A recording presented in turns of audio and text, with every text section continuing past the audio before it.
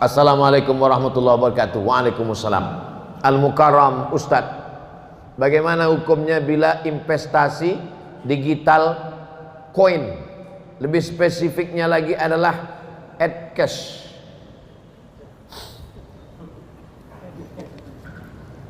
Dulu awal-awalnya jual belinya, bapak punya padi, saya punya ikan. Ikannya ditukar dengan padi. Kamu mau ikan ini tukar dengan padi? Mau. Karena nggak mungkin dia makan beras nggak pakai ikan. Saya pun nggak mungkin makan ikan nggak pakai nasi. Maka kita tukarlah. Ikan saya bagi 2, beras kamu bagi. Akhirnya setuju. Maka jual beli ini disebut dengan barter, bukan barcode. Ini yang paling tua, namanya barter. Kemudian maju lagi dari Yunani ada logam yang dicetak bulat-bulat, namanya dinar.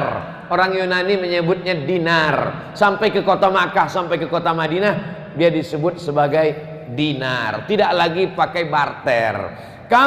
Saya punya dinar, saya bisa beli apapun dengan dinar ini. Bisa beli tanah, bisa beli onta, bisa beli gandum pakai dinar. 1 dinar itu 4,25 gram emas. Meningkat dari barter menjadi dinar dan dirham. Meningkat yang ketiga. Yang ketiga, tidak lagi pakai dinar. Dinar tidak bisa lagi dibawa. Karena kalau sampai saya bawa dinar sekarang, habis saya dikejar maling. Wah, itu ada dinar. Pakai cincin emas aja sekarang dirampok orang. Bukan diambil emasnya, sama jari-jarinya dia potong. Barter, di atas barter dinar, di atas dinar. Ini yang ketiga, keluarlah apa yang disebut dengan uang kertas. Uang kertas dicetak oleh negara supaya emas tidak berkeliaran di jalan. Di Indonesia ada berapa emas? Misal 1 ton. 1 ton emas dikeluarkan kertas senilai 1 ton itu. Keempat ini digital money crypto. Jadi macam-macam dia. Duitnya nggak ada. Kalau kertas tadi masih ada kertasnya. Ini kertas. Yang ini digital money. Uangnya tuh di alam gaib, nggak ada, tapi dia punya. Adanya cuma di handphone, cuma di laptop, disimpan di suatu tempat. Maka kesepakatan pertemuan ulama di Universitas Darussalam Gontor Ponorogo, ketemulah di situ pakar-pakar ekonomi Islam. Kesepakatannya 2. Yang pertama, sebagai alat tukar bisa. Sebagai alat tukar. Misalnya saya mau jual mobil saya. Datang jamaah dari Masjid Jami Al-Mukarramah. Ustaz Somad, ya, saya mau beli mobil Ustaz. Mana uangnya? Uangnya di alam gaib Ustaz. Saya pakai uang digital. Sebagai alat tukar, kalau saya mau, boleh. Saya terima uang digital kamu, ini kirim ke sini, saya simpan di akun ini, boleh sebagai alat tukar. Tapi sebagai alat investasi sebaiknya tidak. Kenapa sebaiknya tidak? Karena nilainya tidak stabil. Uang kertas saja pun nilainya tidak stabil. Uang kertas mengalami resesi. Uang kertas mengalami apa yang disebut dengan nilainya tak sama, jatuh. Harga kambing zaman Nabi dengan zaman sekarang pakai uang dinar sama, karena emas itu stabil.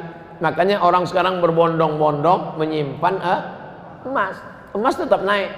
Emas dulu 1 gram 500.000, sekarang emas sudah 1 juta. Nanti berganti zaman, berganti. Sedangkan uang, makanya kalau ada orang minjam uang, saya pinjam uang kamu 100.000 tahun 2020, dibayar tahun 2030 dengan 100.000, mau apa enggak? Saya nggak mau, karena dalam 10 tahun itu terjadi inflasi, nilai uang itu jatuh. Tapi kalau emas tidak jatuh, emas stabil. Nah, jadi ada satu usaha mau mengembalikan umat Islam ini kembali pakai emas, pakai mata uang emas. Kalau Eropa bisa pakai satu mata uang euro, umat Islam juga bisa pakai mata uang emas, dinar. Bisa atau tidak bisa? Bisa. Tapi umat yang paling bisa disatukan ini umat Islam. Tuhannya berapa? Satu. Qul huwallahu ahad. Nabinya berapa? Satu. Asyhadu anna Muhammadan Rasulullah. Kiblatnya berapa? Satu. Orang Islam sholat arahnya di dunia ini cuma satu. Tapi yang paling sulit disatukan umat Islam. Subuh aja udah kulai. Satu pakai kunut, satu enggak kunut. Satu pakai usolli, satu enggak. Yang satu tunjuknya gini, yang satu gini-gini. Betul. Nah, makanya kita jaga persatuan. Assalamualaikum warahmatullahi wabarakatuh. Bagai menulis di atas air, dahulu rasanya tidak mungkin atau mungkin susah sekali untuk bisa bekerja hanya dari rumah.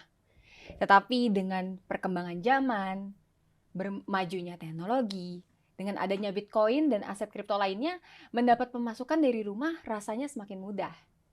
Oleh karena itu, kali ini saya Tari di Indodax Academy Podcast Edition akan membahas keabsahan kripto dalam hukum Islam yang semoga bisa dapat membantu teman-teman Indodax untuk semakin pede ketika berdagang atau jual beli aset kripto. Setelah sebelumnya kita berbincang-bincang mengenai halal haram Bitcoin dan altcoin lainnya di podcast sebelumnya, di podcast Indodax Academy bersama Bapak Kiai Haji Muhammad Najib Bukhori, selaku Direktur Lembaga Kajian Hukum Islam, STAI Al-Anwar, dan juga ada Ibu Yeni Wahid, selaku Direktur Wahid Foundation dan founder Islamic Law Firm. Nah, jadi pada podcast Indodax Academy kali ini, kita kedatangan tamu yang gak kalah menariknya. Hari ini kita punya yang paling ahli juga nih, yang datang jauh-jauh dari Sulawesi Selatan, yaitu Ustadz Asmar Lambo. Kalau gitu langsung saja kita sambut Ustadz Asmar Lambo hari ini. Assalamualaikum warahmatullahi wabarakatuh, Ustadz. Waalaikumsalam warahmatullahi wabarakatuh. Jadi ternyata tadi Tari sebut jauh-jauh nih, ternyata dari Makassar. Jadi ini datang ke Jakarta hanya untuk podcast sama Tarikah atau bagaimana, Ustadz?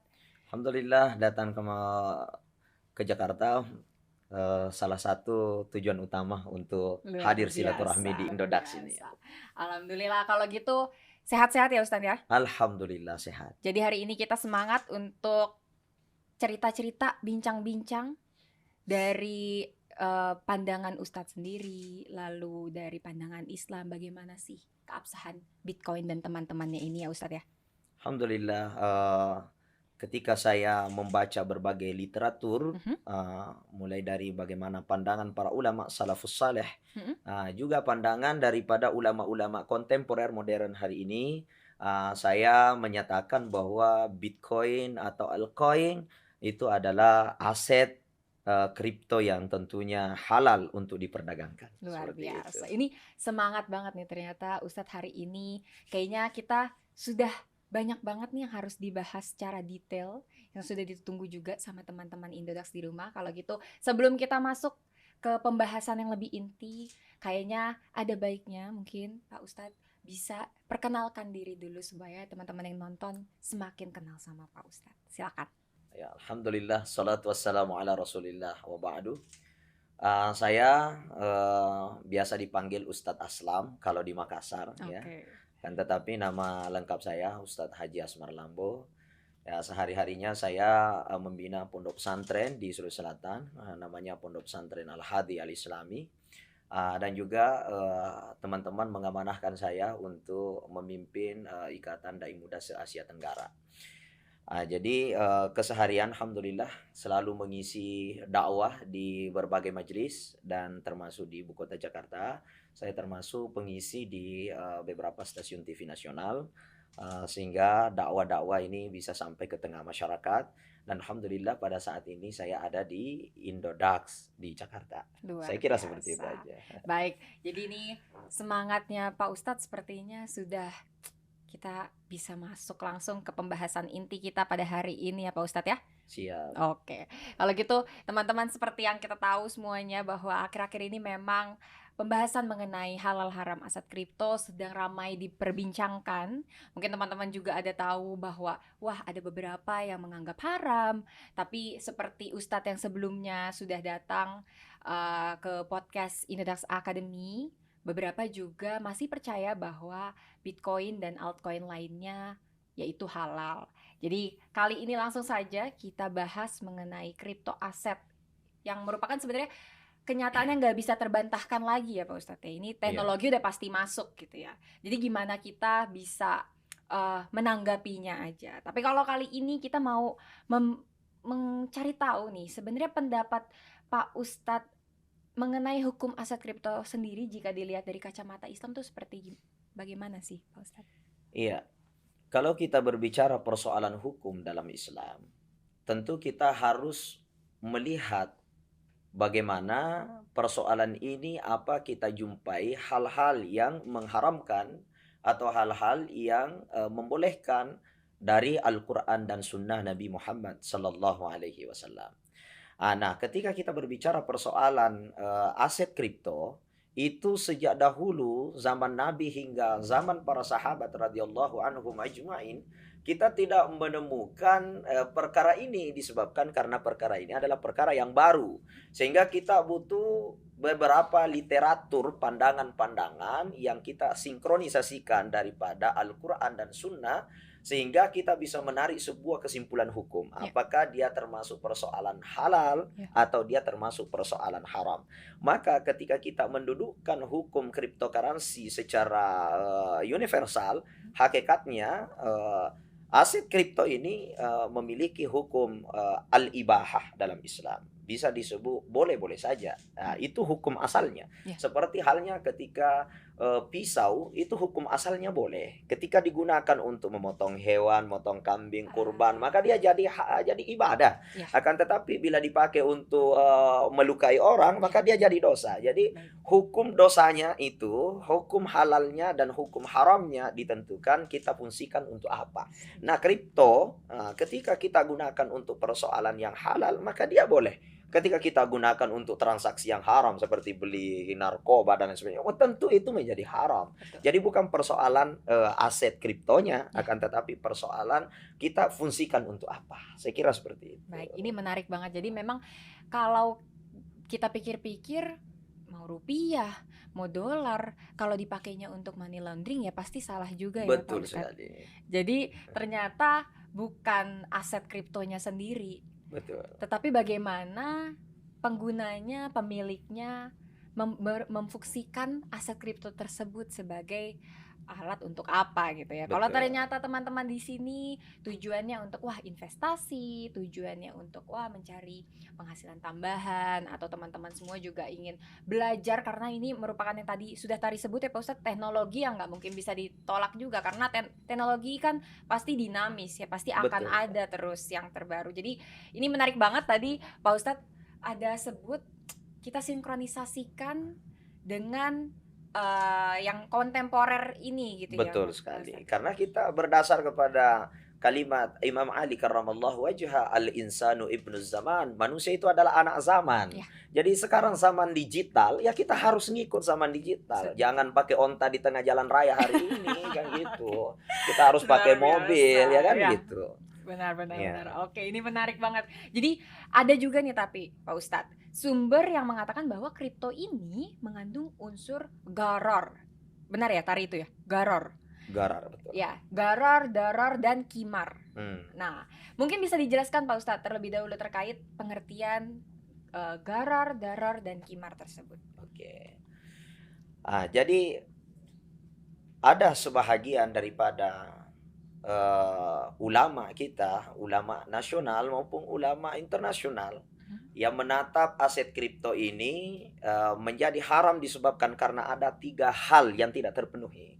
Seperti yang Tari sebut tadi, di dalamnya mengandung gharar, kemudian mengandung qarar, kemudian yang ketiga mengandung qimar.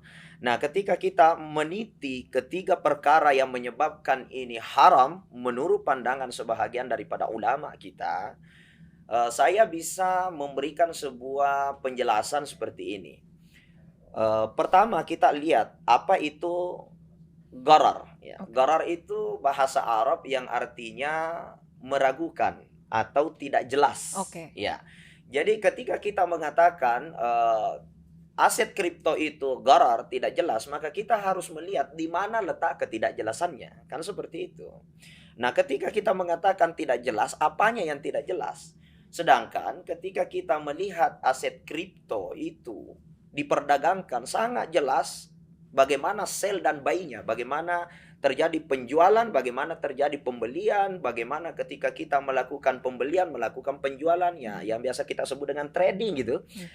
Semua sangat jelas di dalamnya. Kemudian keluar masuknya dari semua exchange yang ada pasti akan terbaca di dalam satu buku catatan yang mencatat semua transaksi yang disebut dengan blockchain.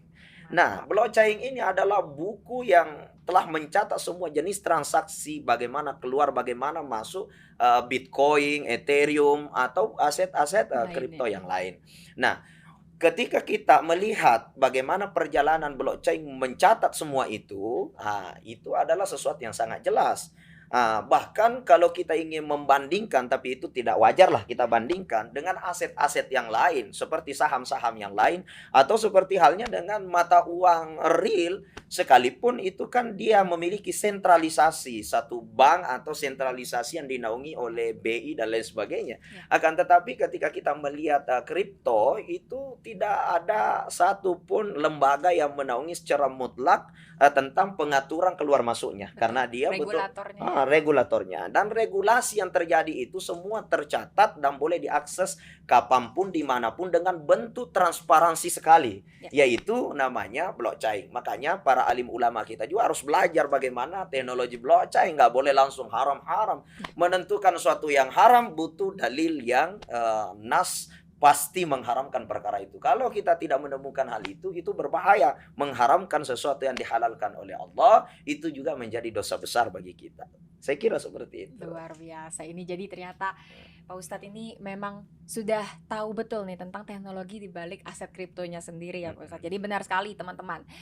Rata-rata nih ya Pak Ustadz, orang ngedenger Bitcoin belum tentu tahu blockchain-nya. Betul. Gitu. Jadi ternyata memang Bitcoin ini adalah salah satu aset yang bergerak di atas sistem blockchain, yang mana semua orang yang memiliki akses internet atau device-nya bisa mencari tahu tentang transaksi tersebut di atas sistem blockchain. Jadi yang pasti semuanya tercatat, nggak ada sebutan kayak wah nggak jelas nih, ini siapa yang punya Bitcoin nih, Satoshi Nakamoto punya siapa nih, nggak jelas nih. Ternyata nggak seperti itu. Ternyata semua transaksinya itu ada di buku besar atau ledger yang terdapat di atas sistem blockchain. Jadi harapannya teman-teman di sini semakin tahu ya. Jadi bahwa nggak cuman sembarang beli Bitcoin, jual Bitcoin. Ternyata memang ada satu teknologi di belakangnya yang membacking itu, di mana yaitu disebut blockchain tadi ya Pak Ustadz. Oke.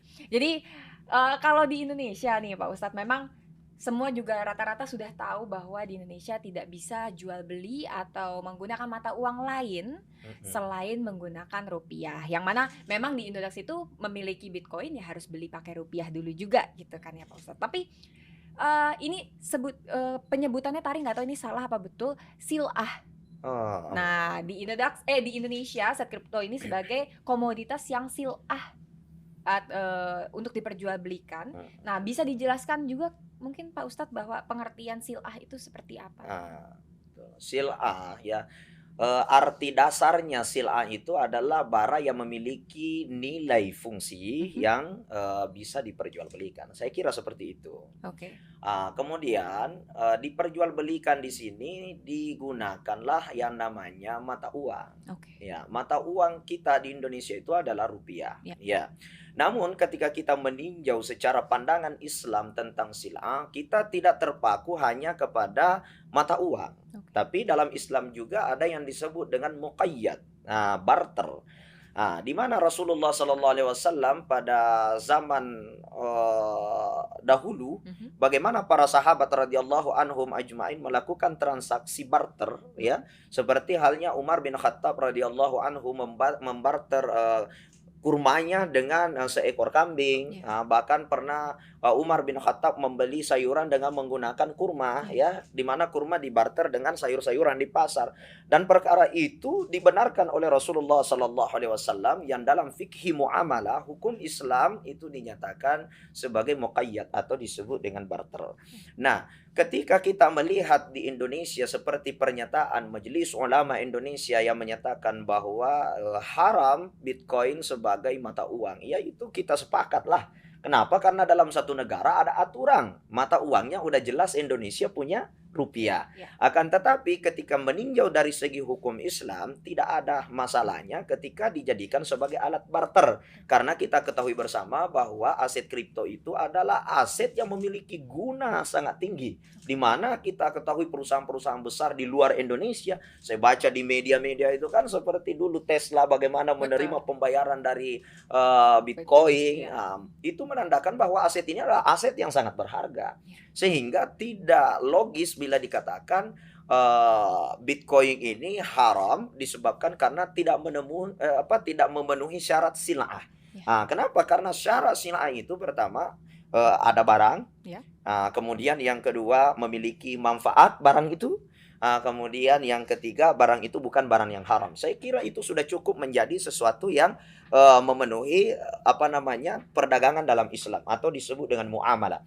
Nah, tentu ketika kita melihat barangnya jelas ada, bentuknya digital. Kalau dinyatakan barangnya tidak ada karena hanya bentuk digital, bentuk angka-angka, itu tidak logis. Kenapa? Karena kita juga saat ini melihat bagaimana teknologi kita gunakan pulsa diperjualbelikan di mana-mana, pulsa-pulsa HP pakai nelpon, cuma angka saja, 10.000, 20.000, 100.000, pulsa data gitu, termasuk juga voucher listrik hari ini kita sudah hanya membeli dengan angka-angka saja, nggak ada fisiknya. Akan tetapi kenapa mereka legal diperjualkan dan dihalalkan? Karena memiliki manfaat untuk menyalakan lampu, untuk dipakai transaksi seperti apa dan lain sebagainya. Saya kira Bitcoin itu memiliki fungsi yang sama, yang hakikatnya memiliki fungsi untuk digunakan tukar barang sebagai alat transaksi atau jual beli. Maka dia menurut saya sesuatu yang memiliki nilai memenuhi standar sil'ah dalam hukum muamalah Islam. Baik, luar biasa. Jadi kalau misalnya kita lihat dari sil'ah,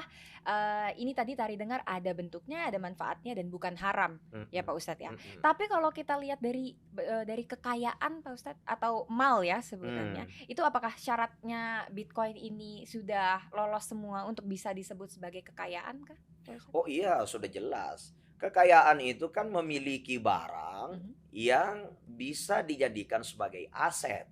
Nah, saya kira sudah jelas dari namanya aja aset kripto. Artinya barang-barang yang bisa menjadi milik, mal, harta gitu ya. Karena bisa dipakai beli mobil ya, selama ada keridhaan di antara keduanya untuk menerima pembayaran, kan begitu. Artinya perusahaan ini mau menerima pembayaran mau menggunakan kripto, dan saya kira itu tidak ditolak. Di mana di Eropa, di Cina udah banyak terpasang itu ATM kripto itu di mana-mana itu udah ada. Kebetulan saya kan biasa keliling ceramah di Brunei, di Thailand. Bahkan saya pernah ceramah di Malaysia, itu di Brunei Darussalam. Itu aset kripto ini adalah sesuatu yang tidak asing di mata mereka. Bahkan udah banyak tempat-tempat penjual makanan itu udah siap menerima dengan barcode menggunakan kripto ini. Luar biasa. Jadi ternyata memang teman-teman mungkin tergantung tadi ya Pak Ustadz ya. Kalau misalnya tadi sudah disebut sama Pak Ustadz ketika sudah ada keridhaan dari dua-duanya, jadi ya aset kripto ini pasti halal dong ketika digunakan untuk hal yang baik, untuk yang manfaatnya juga jelas dan kita tahu manfaatnya positif. Apalagi kalau dua-duanya ridho untuk melakukan transaksi tersebut menggunakan aset kripto. Balik lagi ke poin yang pertama Pak Ustadz tadi ya, kalau ternyata melakukan transaksinya untuk hal yang buruk, walaupun pakai rupiah juga nggak boleh. Oh iya. Gitu ya Pak Ustadz ya? Iya, betul sekali. Jadi kalau menurut Pak Ustadz sendiri, ini mungkin tadi kita sudah bahas bahwa di Indonesia bukan sebagai alat tukar atau mata uang atau currency. Tapi menurut Pak Ustadz sendiri, ini adalah sesuatu yang bisa dikategorikan sebagai umlah kah atau alat tukar kah Pak Ustadz? Jadi kalau mungkin kita bisa lihat ya, apa sih syaratnya supaya Bitcoin ini bisa dikategorikan sebagai umlah atau alat tukar? Iya. Syarat umlah itu kita ketahui bersama bahwa umlah itu artinya alat tukar yang ada sifatnya sebagai mata uang resmi yang diakui oleh negara atau dengan barang yang memiliki manfaat fungsi. Pertama, syaratnya itu harus ada keridhaan di antara kedua belah pihak. Umpamanya penjual pembeli memiliki keridhaan. Jadi kalau duanya tidak ada yang merasa dizolimi, maka itu sudah syarat yang pertama. Kemudian yang kedua, barang itu yang digunakan sebagai alat tukar bukan barang yang haram.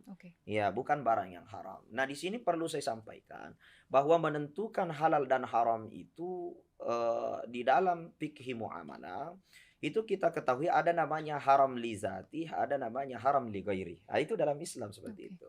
Haram li zatihi artinya memang dari zatnya haram. Seperti halnya dengan memakan daging babi. Itu dalam Islam memang dia haram. Ya, innamal hamru wal maisir wal. Memang dia sudah diharamkan secara mutlak, disebut haram li zati. Haram secara zatnya. Nah, ada namanya haramul li ghairi. Nah, haram karena ada yang mempengaruhi dari luar. Seperti halnya dengan baca Quran, itu ibadah halal. Tapi kalau baca Quran dalam WC kan jadi haram. Nah, seperti halnya dengan makan nasi itu halal. Tapi kalau makan nasi sampai 1 ember itu kan jadi haram. Gitu. Jadi dia bukan haram karena zatnya, tapi ada hal yang mempengaruhi. Dan saya melihat pandangan yang menuju kepada aset kripto itu adanya orang yang mengatakan haram itu arah-arahnya dinamanya haramul li ghairi. Haram disebabkan karena adanya yang mempengaruhi. Maksudnya aset kripto ini dasarnya adalah halal. Tidak ada unsur haram secara mutlak di dalamnya. Cuman ketika digunakan dalam transaksi yang diharamkan oleh Allah, maka dia jadi haram. Digunakan dalam transaksi yang dibolehkan oleh Allah, maka itu jadi boleh-boleh saja. Jadi sebenarnya asal hukum daripada kripto itu bisa dikatakan sebagai alat tukar itu semua sudah terpenuhi, tidak ada sedikit pun yang cacat di dalamnya menurut pandangan Islam ketika kita melihat beberapa literatur dari mazhab-mazhab Islam, ya, pandangan-pandangan ulama-ulama fikih dalam Islam. Saya kira seperti itu. Jadi sebenarnya tadi mau nanya juga sih bagaimana status hukum aset kripto secara fikih Islam. Itu termasuk barusan ya, Pak Ustadz? Betul sekali. Jadi ternyata memang ya kalau misalnya teman-teman di sini mendengarkan juga tadi ada haram lizati dan haram mul mugoiri. Ada namanya haramul li ghairi. Haramul li ghairi. Nah, jadi kalau misalnya yang dari tadi sebenarnya udah kita bahas ya. Kalau misalnya teman-teman menggunakan makan nasi 1 ember itu tujuannya untuk buang-buang makanan, bukan cuma untuk mengenyangkan, ya itu sama aja teman-teman. Itu jadinya haram juga. Begitu juga dengan aset kripto. Baik, Pak Ustadz. Jadi kalau untuk melihat fenomena kripto sendiri, dari tadi kita udah bilang bahwa ini teknologi ombak yang nggak bisa kita tahan, yang ada kita cuma bisa menyesuaikan diri kita. Kalau dari Pak Ustadz sendiri, apa sih yang sebaiknya kita lakukan buat teman-teman Indodax juga selain para ustadz-ustadz tadi, jangan sembarangan bilang haram. Tapi kalau misalnya untuk teman-teman Indodax nih, kira-kira yang pas ini untuk lakukan apa ya Pak Ustadz? Jadi pertama, kalau pesan-pesan dari saya tentang hal itu, kita pertama-tama menghargai pandangan para alim ulama kita. Namanya saling menghormati adalah perintah dalam agama Islam, dan saya kira itu adalah manusiawi bagi kita semua. Ketika ada orang yang mengeluarkan sebuah paham bahwa perkara ini haram, maka itu kita hargai ketika dia mengharamkan. Yang tidak benar itu bila ia mencegah orang untuk melakukan disebabkan dengan pandangan haramnya itu tidak mutlak ia mampu pertanggungjawabkan keharamannya. Ini yang jadi masalah. Karena ketika kita mengeluarkan bahwa ini haram, kita harus mampu membuktikan dalilnya yang mana, letak haramnya di mana, apa penyebabnya sehingga dikatakan haram. Bila itu tidak mampu kita buktikan, itu namanya mengeluarkan pandangan yang mengada-ngada gitu. Itu jadi ngedoktrin gitu ya. Ngedoktrin namanya. Jadi pertama kita tetap menghargai pandangan mereka. Kemudian yang kedua terus menggunakan aset kripto karena inilah zamannya. Ya, al-insanu ibnu zaman, manusia adalah anak zaman, di mana kita tidak bisa meninggalkan zaman, akan tetapi bagaimana kita menjadikan zaman itu kita seiringan berjalan selama tidak melanggar kaidah-kaidah haram halal, di dalamnya kita bisa perhatikan oh ini halal ini haram. Kemudian kita tetap berjalan dengan adanya perkembangan teknologi itu sendiri. Kemudian kembali saya jelaskan tadi, di situ kan ada gharar. Tadi baru saya menjelaskan tentang gharar itu kan. Nah, kemudian ada qarar. Qarar itu kan ada orang yang merasa dirugikan. Di blockchain termasuk di aset kripto itu tidak ada satupun unsur yang menurut saya di antara belah pihak itu ada orang-orang yang kita rugikan. Kenapa? Karena murni jual beli. Ketika orang mau membeli satu Bitcoin, contoh di saat ini harga Bitcoin mungkin sekitar 800 juta ya, Mbak Tari ya. 800 juta ketika orang beli satu Bitcoin dengan harga 800 juta, kemudian dia menyimpan, dia menunggu harganya 1 M atau menunggu 900 juta baru dia jual, itu adalah jual beli yang sah. Sangat sah. Bukan lagi sah biasa tapi sah jiddan ya dalam agama. Dia betul-betul sah dalam muamalah. Kenapa? Karena murni jual beli. Jadi tidak ada unsur qarar, unsur hal-hal yang merugikan bagi dua belah pihak yang melakukan transaksi di cryptocurrency itu. Kemudian selanjutnya tadi ada juga istilah apa lagi di situ? Qimar ya. Qimar itu sama dengan maisir, judi. Atau untung-untungan. Nggak ada permainan judi di sini, nggak ada. Ya, jadi murni jual beli. Ketika ada untung-untungan seperti ketika Anda melakukan begini, Anda dapat keuntungan seperti ini, tapi Anda bisa rugi begini. Itu namanya untung-untungan. Tapi kalau di cryptocurrency murni, Anda mau beli satu Bitcoin 1 tahun pun kau simpan tetap satu Bitcoin. Nggak mungkin dia berubah jadi untung jadi rugi. Cuma kemungkinan harganya bisa naik, harganya bisa turun disebabkan karena namanya nilai aset pasti begitu. Aset real aja pun begitu. Anda beli gedung, beli tanah atau beli emas pasti semuanya begitu, bisa naik bisa turun sesuai dengan kesepakatan penjual dan pembeli gitu aja. Luar biasa, Ustaz. Saya kira ini aset yang sah, tidak ada sedikit pun unsur gharar, unsur qarar maupun unsur qimar di dalamnya. Saya kira seperti itu. Jadi ini menarik, tadi Pak Ustadz ada sebut bahwa kalau yang paling penting adalah bagi yang percaya bahwa aset kripto haram, ya silahkan kita hargai itu ya. Jadi Tari ingat Pak Ustadz waktu itu pernah ada membahas ini juga sama Bu Yeni Wahid. Bu Yeni ada bilang bahwa ya kalau memang teman-teman ada yang menganggap haram, ya silahkan saja, tidak ada paksaan untuk trading aset kripto. Pokoknya harus ikhlas memang membeli itu karena keinginan sendiri. Jadi kalau teman-teman mau beli, ya yang penting belajar dulu, cari tahu dulu. Jadi bukan bukan spekulasi gitu. Betul ya sekali, Pak Ustadz ya. Jadi kalau memang teman-teman menganggapnya wah ini haram nih, ya nggak masalah karena tidak ada paksaan dari pihak manapun. Jika ingin membeli pun ya kita siapkan juga edukasinya, kita siapkan juga yang pastinya sesuai dengan teman-teman, misalnya money managementnya seperti apa, trading plannya seperti apa, risk profile-nya seperti apa. Jadi memang intinya adalah kembali ke setiap membernya itu ya, Betul Ustadz, setiap orangnya ya. Ya kalau misalnya udah belinya di aset kriptonya udah jual beli di Indodax nih, udah halal, udah legal, udah ada regulasi sama Bapepti, tapi ujung-ujungnya buat beli yang haram pun ya nggak boleh juga teman-teman ya. Jadi ternyata sudah kita bahas berkali-kali, sudah kita ulang dari tadi bahwa semua balik ke teman-teman mau menggunakan untuk apa. Jadi kalau dari pandangan Pak Ustadz sendiri, karena kan sekarang lagi trending ya Pak ya, bahwa si aset kripto ini, blockchain ini, bagaimana sih Pak Ustadz melihat aset kripto dan teknologi blockchain ini terlepas dari pandangan Islam yang dari tadi sudah kita bahas? Mungkin Pak Ustadz ada mengetahui aset kripto ini dilihat dari sisi informasi dan komunikasinya atau teknologinya, ini bagaimana sih Pak Ustadz? Ya. Kalau saya pribadi kebetulan kan saya termasuk pengguna aset kripto juga. Ya, Baik. dari 2010 itu saya membeli aset kripto seperti Bitcoin ya. Luar biasa. Memang Jadi, udah saya beli asetnya. oke. Saya juga tidak sembarang membeli, tetap saya harus melihat apa ini gitu kan. Ya. Dengan melihat teknologi yang ada, melihat perangkat-perangkat teknologinya itu, memang aset kripto ini adalah aset masa depan yang tidak bisa terbendung lagi. Betul. Ya, tidak bisa terbendung lagi. Memang sudah seperti itulah sunnatullahnya Ya. yang berlaku dalam kehidupan kita. Betul. Jadi teman-teman yang masuk di dalam aset kripto, membeli aset kripto, di sini yang harus kita perhatikan terpenting aja itu membelinya di mana. Kita harus tahu exchange-nya. Jangan sampai kita beli ke tempat-tempat yang tidak legal, Betul. ya kan? Atau kita membeli kepada orang-orang yang ada niat menipu. Jadi kita harus lihat dulu kita beli di perusahaan mana. Ya, Indodax itu kan udah terdaftar Bapepti, udah resmi menurut negara. Ya, kemudian aset kripto itu resmi diperjualbelikan, Bapepti membolehkan gitu.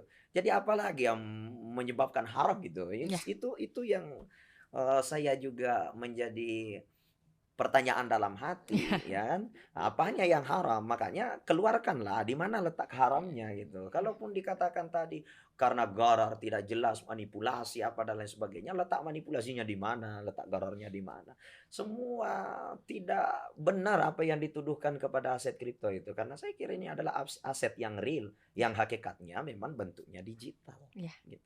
Jadi memang sebelumnya juga Tari sudah sebut ini masalahnya adalah tak kenal maka tak sayang, Ustadz. Betul sekali. Jadi mungkin ada beberapa yang belum kenal betul tentang teknologinya, tentang bagaimana cara kerjanya. Jadi otomatis nggak sayang, Pak Ustadz. Jadi nggak tahu nih bagaimana sebenarnya apakah haram, apakah halal. Jadi memang salah satunya juga upaya yang Indodax lakukan ya seperti podcast ini, Pak Ustadz. Seperti Indodax Academy. Jadi tujuannya adalah membantu supaya teman-teman bukan hanya mendapat profit juga, tapi juga semakin pede, semakin tahu bahwa ini loh edukasi di baliknya. Betul sekali. Ini loh yang harus diperhatikan, ini yang perlu untuk dilihat sebelum benar-benar terjun ke dunia aset kripto. Oke, Pak Ustadz. Jadi sebelum kita tutup, Tari mau ada tanya satu kali lagi punchline-nya nih, Pak Ustadz. Jadi sebenarnya aset kripto ini nggak haram, bahkan bisa disebut halal ya, Pak Ustadz? Halal. Oke. Halal. Luar biasa. Ya, saya tidak menemukan satu hal yang bisa dinyatakan haram daripada aset kripto itu sendiri. Makanya saya ini kan tugasnya dakwah, majelis-majelis. Saya membina beberapa majelis taklim. Bahkan saya menjadi pembina pondok pesantren. Ya, kalau ada yang mau menggaji saya menggunakan aset kripto, saya terima dengan ikhlas gitu. Yang penting dua-duanya ridho. Iya, dua-duanya ridho. Ya, nggak jadi masalah kan. Ya. Luar biasa. Iya, jadi dalam Islam itu kita tentunya harus melihat bagaimana dalilnya, gitu kan? Bagaimana dalilnya dari Quran Sunnah. Sehingga kita melihat bagaimana pandangan ulama meramu daripada dalil-dalil yang ada dari Quran dan Sunnah sehingga menjadi sebuah ijtihad, sebuah pandangan. Itu kan ada kaidah usul mengatakan al-aslu fil muamalati al-ibaha. Asal daripada muamalah itu hukumnya boleh-boleh saja. Enggak ada sedikit pun persoalan haram. Termasuklah cryptocurrency itu. Enggak ada sedikit pun persoalan haram. Karena ini murni muamalah. Kemudian dikatakan hatta yaruddud dalil, sampai datangnya dalil yang mengharamkannya, ala tahrimiha, sampai ada dalil yang mengharamkannya. Nah, kita minta mana dalil yang mengharamkan, mana hadisnya yang mengharamkan. Kalau tidak ada, ya kita lihat apanya yang merugikan, apanya yang gharar, apanya yang qarar, barulah kita bisa menyatakan haram kalau kita menjumpai hal itu. Kalau tidak dijumpai mengambil keputusan haram, wah itu parah jadinya, mengeluarkan pandangan yang nggak jelas jadinya. Saya kira aset kripto itu adalah aset yang insya Allah halal. Insya Allah, luar biasa. Terima kasih Pak Ustadz. Sama-sama. Luar biasa. Ini jadi teman-teman, sekali lagi Tari ingatkan bahwa ternyata aset kripto dan teknologi blockchain ini nggak bisa kita bendung lagi, nggak bisa kita tahan-tahan. Dunia ini dinamis. Begitu juga manusia anak zaman. Betul sekali. Manusia adalah anak zaman ya Pak Ustadz itu. Maksudnya anak zaman artinya setiap manusia yang lahir dia hidup di zaman itu. Betul. Jangan memaksakan hidup di zaman gorila dulu. Nggak boleh. Jadi harus dinamis ya, Harus Pak Ustadz. dinamis. Jadi kalau misalnya ternyata sekarang udah zamannya Bitcoin, zamannya Ethereum, zamannya blockchain, bukan kita malah jadi menentang, tapi malah kita pelajari, kita cari tahu, kita pelajari dulu ini sebenarnya gimana, ini sebenarnya apa. Jadi memang tugas kita sekarang adalah cari tahu sebanyak-banyaknya, pelajari dulu sebanyak-banyaknya.